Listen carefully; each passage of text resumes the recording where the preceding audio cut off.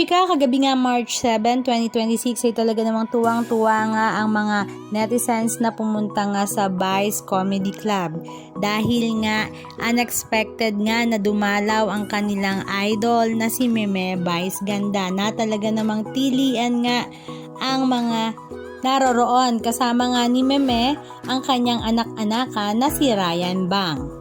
At dahil naroroon nga siya ay hindi rin nga niya pinalampas na pasayahin nga ang kanyang mga fans dahil umakyat nga siya sa stage at nagkaroon ng mala concert performance kasama nga ang mga performer ng Vice Comedy Club. Talaga namang tuwang-tuwa nga ang lahat at sigawan at tawanan syempre ang hatid ni Meme.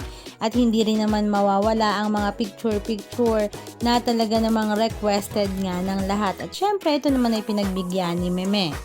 450 pesos na nga ang entrance ngayon sa Vice Comedy Club na may kasama pang ang free drink. Halika at panoorin natin ang ilan sa mga video clips ganap na kanilang ibinahagi.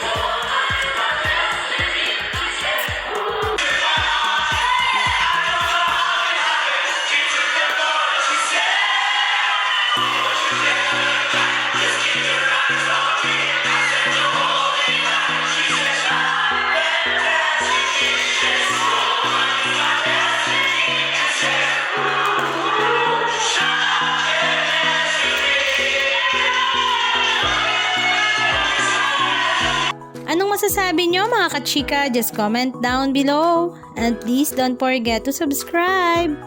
Thank you!